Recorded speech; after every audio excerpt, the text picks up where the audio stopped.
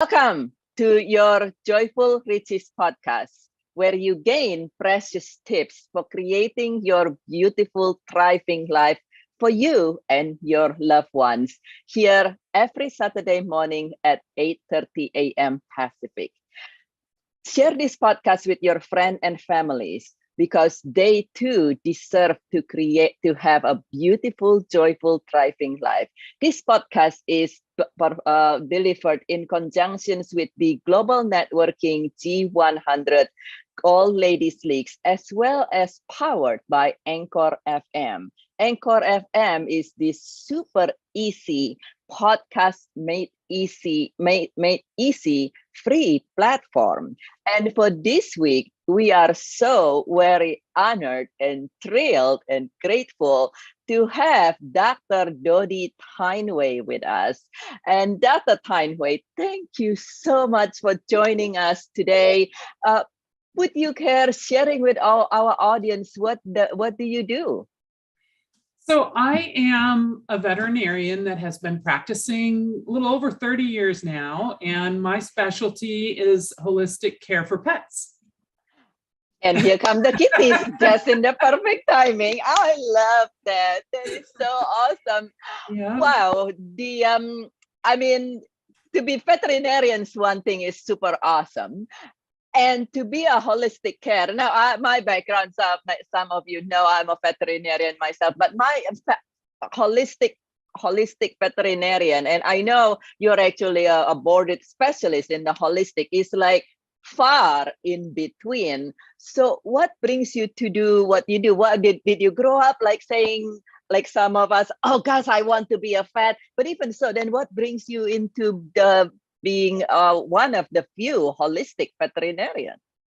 Well, it's been a long road, a wonderful road. When I was 5, and basically my kindergarten friends remember me saying, I'm going to be a holistic, or not holistic vet, but a veterinarian. And I started volunteering at a clinic when I was 13. And as soon as I was old enough to have working papers, they hired me at 15.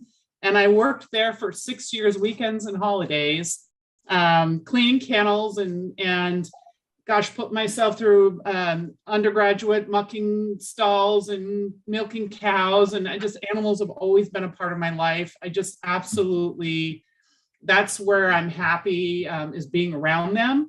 And as I was practicing over time, after I became a veterinarian, after about 10 years, I was like, wow, there are a lot of problems that I don't feel comfortable just handing somebody a vial of pills.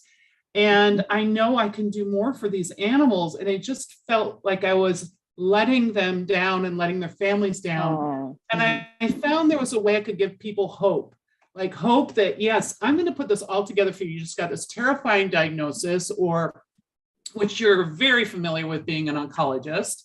And that's how I think we kind of connected is, I really felt like you resonated with my clients and listened to their concerns, and you were open to them trying, holistic alternatives to support their pet. I mean, it's holistic in that sense. Like you're looking at everything, their nutrition, their environment, their supplements, the stressors, all of it. It's in the financial stressors in the family. It's everything. It's holistic in that way. So different from human medicine.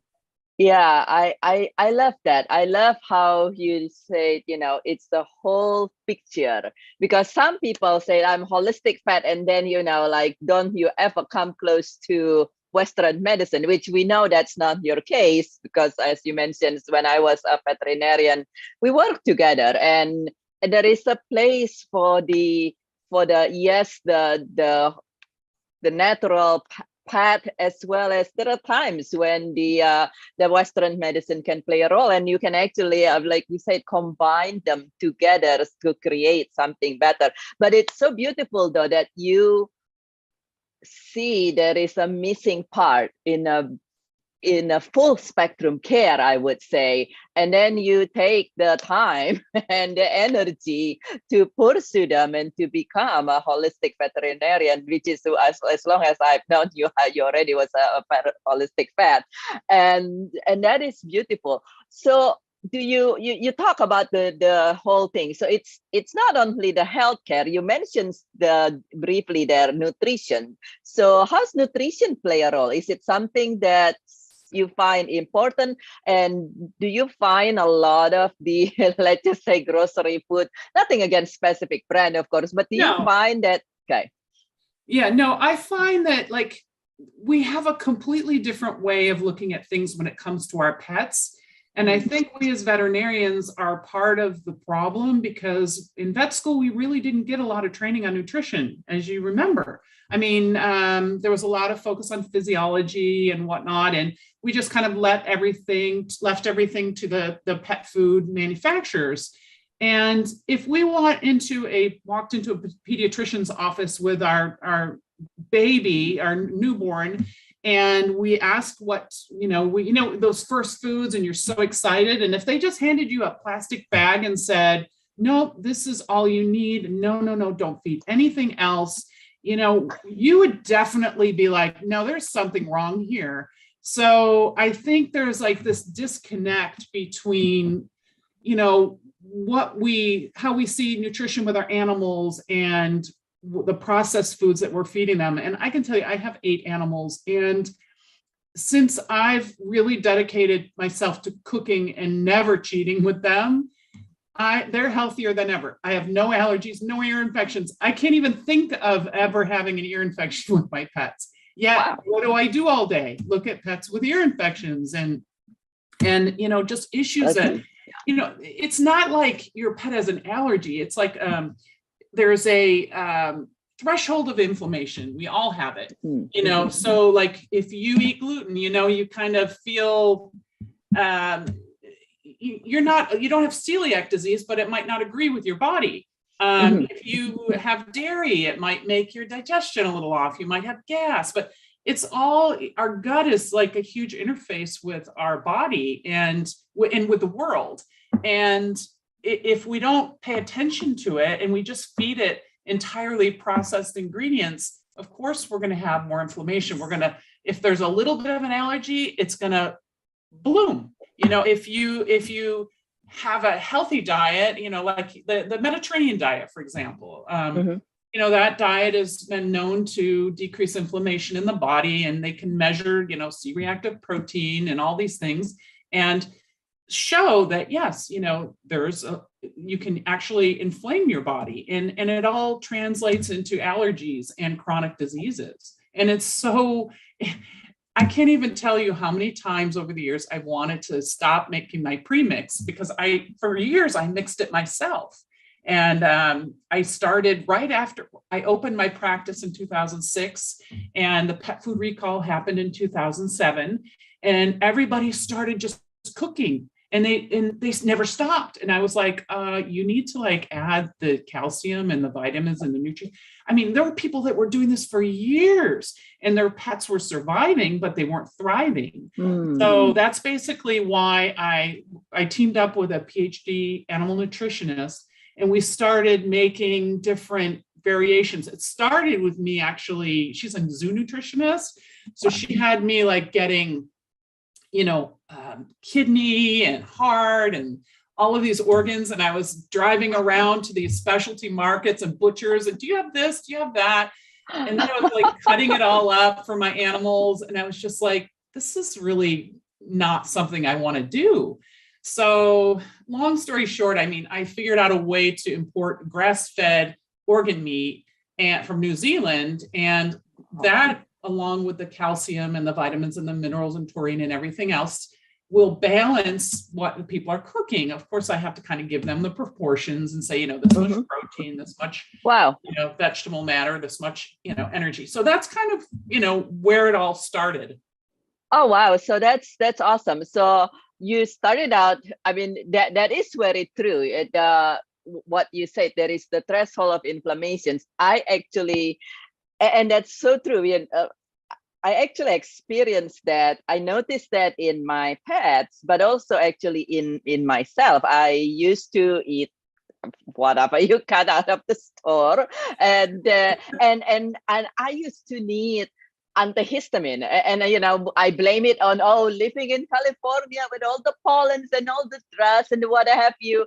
And then for whatever reasons, I got one of this year, I think in 2015 or 16, I just like, I'm gonna try this healthy eating just for or something, the clean eating or something for like a month, not even very long. And very soon, I cut back on the gluten and then the dairy, and I noticed that my allergy suddenly goes away. And Yes. I have not, unless I happen to like get bit by a box or something, I have not needing anything.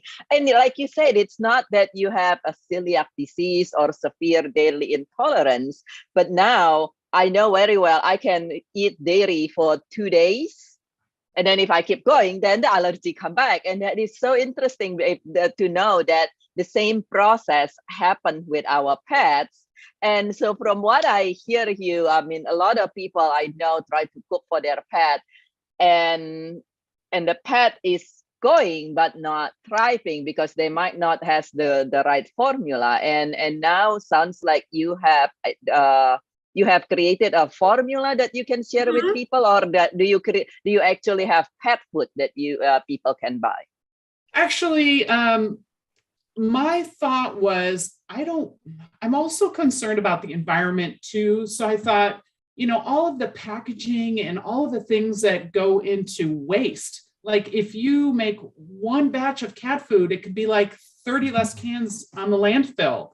So everybody really wants like ready-made food, but it's really much better if you work with what you have in your home. Like I have 4 different blends. And like, for example, with the feline blend, it's basically your protein and then your omega-3 source. And you basically I have optional add-ins. You don't have to add them, but you can if you want. You can add egg, you can add, which is a wonderful quality protein. And that's what especially seniors really need, quality protein. You can add like some greens if you want. You can dice up a little parsley, which also has a diuretic effect. You can add a little kale, a little spinach, pumpkins, little squash. I mean, depending on your pet, I wouldn't start with that because cats are like neophobic. They're like, ooh, what's that new thing? I don't know if I want to eat it.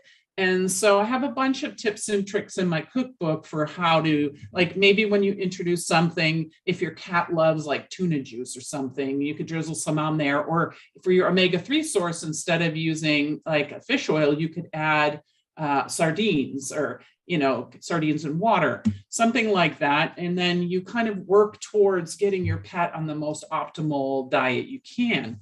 And so I actually am really excited. I just got my first shipment and we're going to have it up on the website next week, but we have a feline senior blend, which has added B vitamins because how as you age, you need more B vitamins. So we have extra Bs, we have some extra fiber to help with gut health and also kidney friendly phosphorus levels. And when you make the food, you can actually make a pate with more liquid in it. And so it can actually, I mean, when you buy cat food, it's like if you buy canned, which you should never feed kibble, by the way. If you take one thing away from this, do not feed kibble, but has too many carbs for obligate carnivores. But anyway, a can of cat food is like 75, 85% water. That's what you're paying for. It's crazy.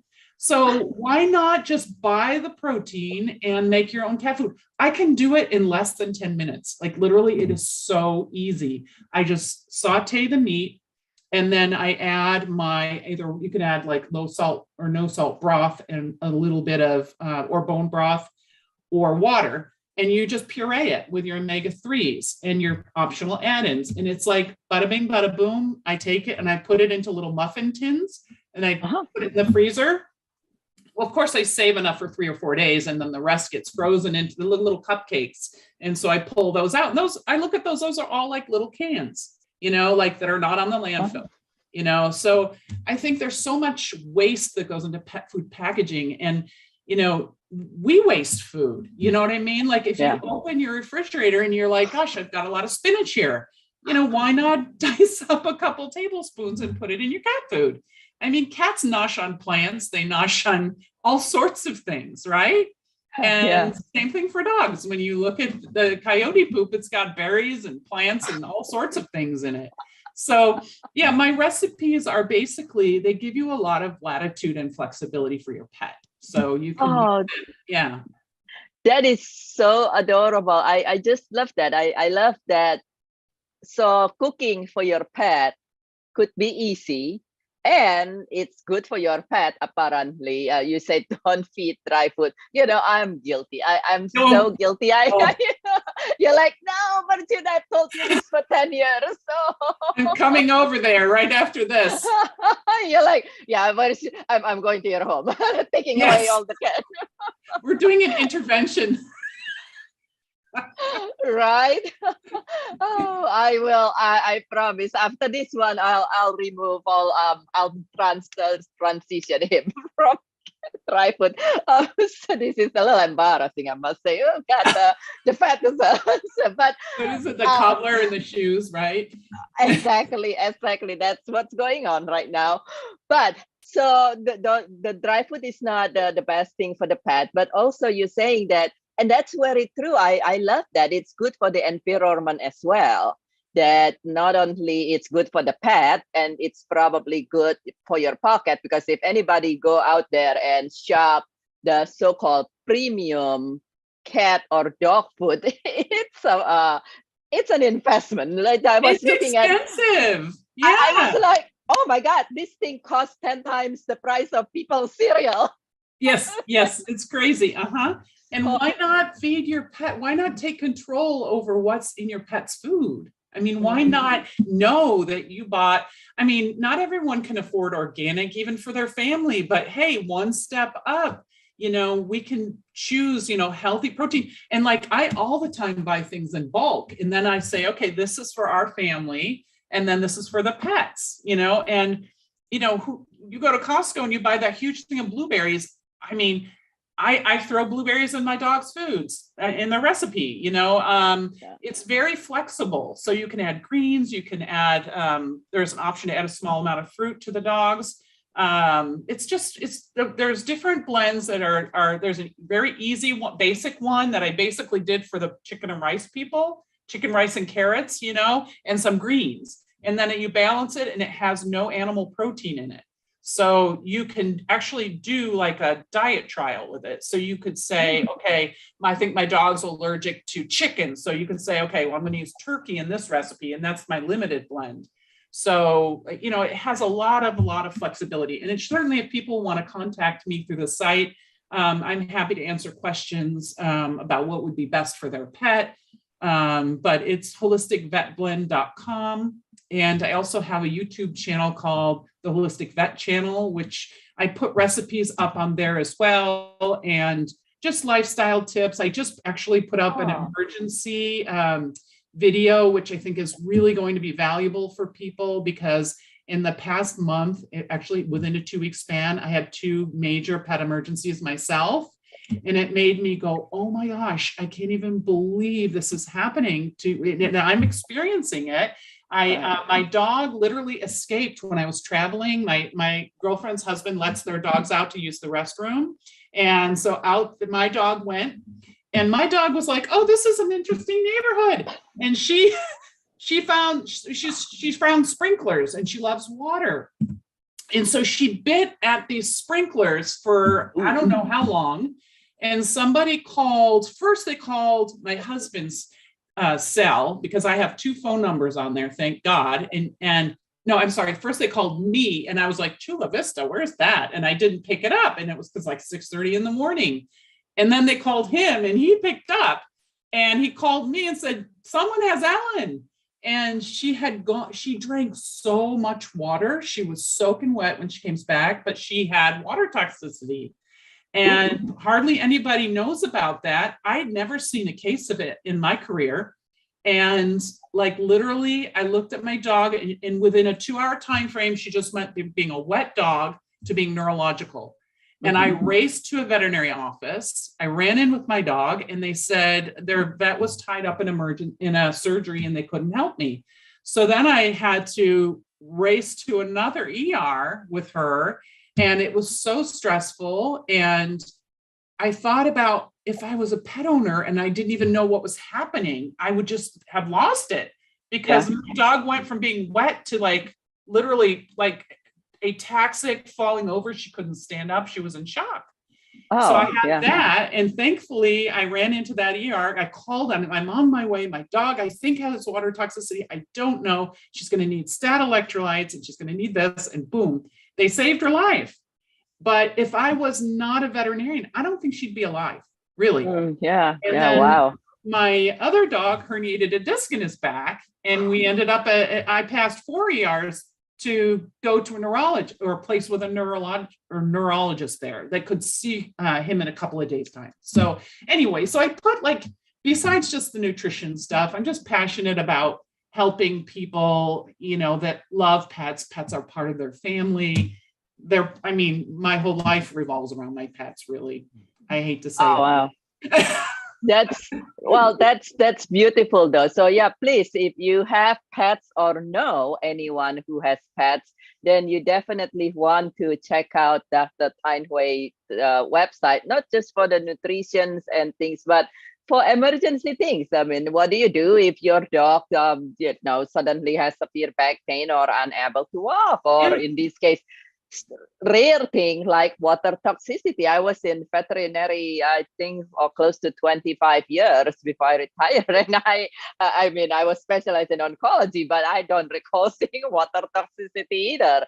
So your puppy is very great, very fortunate to have you to know that.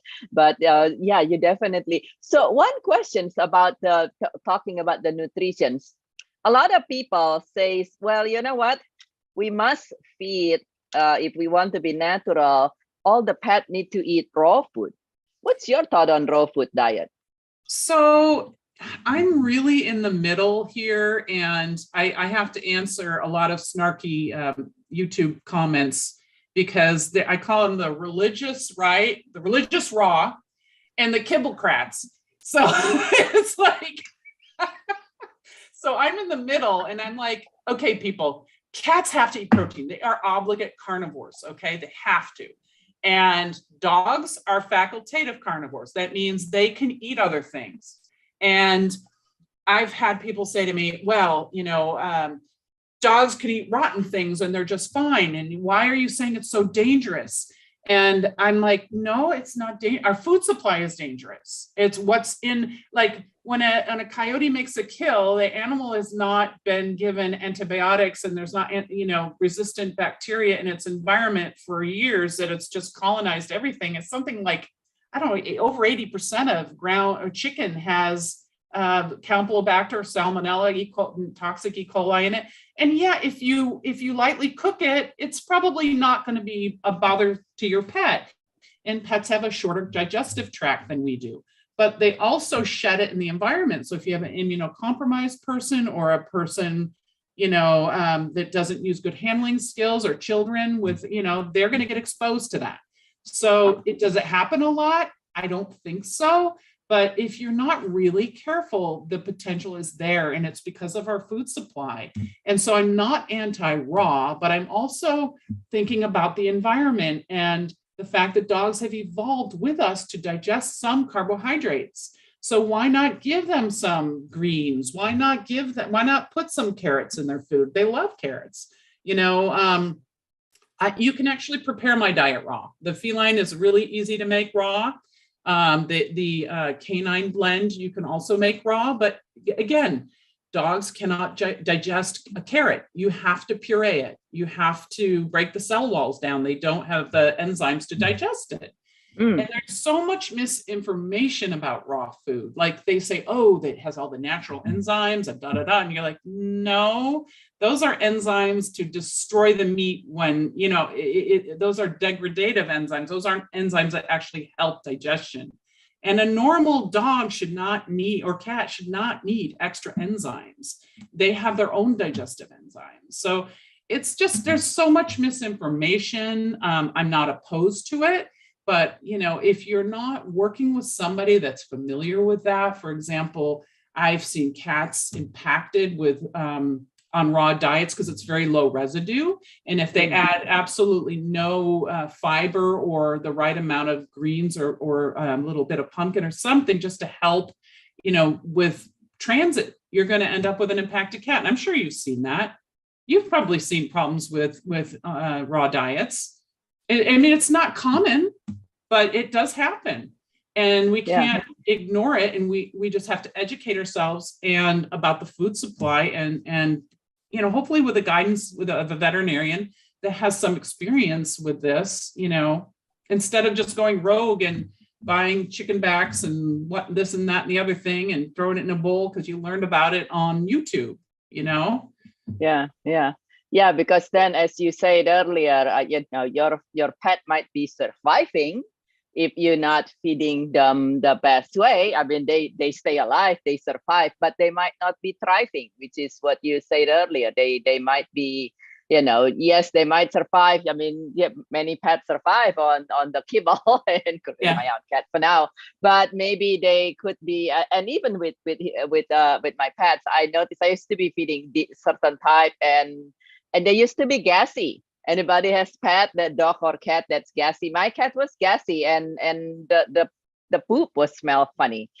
And actually, one of them, this was a few years back, one of them got ill, and I don't remember which. I'm not. I might have not have been you. I think there was a holistic veterinarian closer to me, and he said, you know what? Try feeding something different, and I was stubborn. I did I'm your typical absolutely hard-headed client. I'm like, I am not going to cook for anybody in my life. And he's like, fine.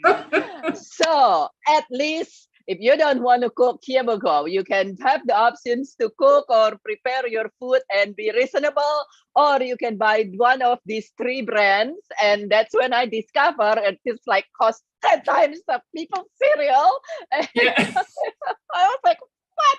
It's like, well, you feed one of these 3 brands, and he wasn't associated with them. It's like one of these 3 brands that's like a literally a fortune. And or you cook, it's better. And I was so stubborn. Still, I'm stubborn, but and even with that, I noticed that the cat was less bloated and no gas, as well as like the litter box is a lot easier to manage, and so that's very interesting. It's like you can. Yes, they survive, but there is a difference between surviving and thriving. So let's just clarify for our audience. So you have recipes that you have available. Do you also have food that they are able to buy, or it's something that you kind of like blends and recipe and mixes that they use their own protein and food at home, and then doing the supplement and the recipes from you? So basically, the recipes are all outlined in the cookbook. I sell it's called a premix supplement, which basically complements what you cook. So you cook it, and it supplies the calcium, the trace minerals, the vitamins, the taurine, the organ meat, and it just complements it so that it's balanced. Okay, to make sure that you feed a balanced diet so your pet is thriving. So that is so wonderful. That is such a lot of great tips for pets and environment, which is something I never even thought about. And so that's extra motivations for me. So I might have to cook for kids. Right. You're like, I'm gonna come to your house when you're not there and take away all your dry cat food. Surprise! And do you have as we close our interview here, do you have any final tips? How do people reach you through your website? Is that the best way to reach you, first of all? Yes. Holistic Vet Blend. The holisticvetblend.com, and the email is info@holisticvetblend.com. And awesome. Reach out if you have questions. If you go to the YouTube and you see something or you think should be there, you have questions. It's great for me to get ideas, what people want to be educated about. I'm all over that. So happy to do that. Super awesome. So yes, you can also give Dr. Tyneway if you want to know about, what about this and that. You can email Dr. Tyneway, as well as if you're like, I really want to hear about this. Let Dr. Tyneway know, and she'll share about it on the YouTube. As we wrap up this interview, do you have any final message to our audience on how we can all create a beautiful, joyful, thriving lives that's all encompassing for the people and the pet all together? Well, I think about my internship in New York City, and you would think there would be no pets there, but there are more pets in New York City than probably anywhere else. I mean, people walking down the street, cats looking out the window. I mean, pets are part of nature, and just get out there and with them, and in your home, just touching one is therapeutic. And if you don't have one, just, I'm sure you can walk your neighbor's dog, or it's just like, just being around them is if there's anything that the pandemic has taught us, is to be happy in our homes, and to nurture our family, and that part of that is feeding them. And so I'm going to get on you, Bridget, because I literally, the pandemic was such a, changed me, and that my oven broke right at the beginning, and I had to get an air fryer and an Instant Pot, and I had to cook for my family and my pets. And I've got tons of Instant Pot recipes, and also crock pot, and just easy ways. I'm all over easy because I have 8 animals, and it seemed like so much work, but now I have it down, and it's part of my whole routine. And so anyway, it's just nurturing your family, nurturing your pets are part of that. Just nature. I mean, it really is so special. And for me, it's what really rejuvenates me. That is so beautiful. Thank you so much. Yes, it's nurturing, and we know we are what we eat, and the same thing with our pets. And so allow yourself spare yourself the headaches from your pet getting unhealthy from not eating the right thing by checking out Dr. Tyneway website for all the tips on cooking for your pets. You might even gain a couple tips for yourself there, and then email her if you have any questions or suggestions for YouTube. And thank you so much, Dr. Tyneway, and thank you for my friends for joining us in these conversations on how to create a wonderful, healthy, thriving life for you and your furry family or furry family member, and for our beloved pets. And please share this podcast with your friends and families. If they have pets, if they don't have pets, they still benefit from some of the tips here. And please share this and please share your feedback in the comment below, so we can continue learning from each other. So what 1 or 2 gold nuggets that you learned from this? Please share them in the comment below, because we all deserve and want to be healthy and happy. And I look forward to see you again next week, same time, 8:30 a.m. Pacific, with a different interview. And I thank you very much for joining us, and you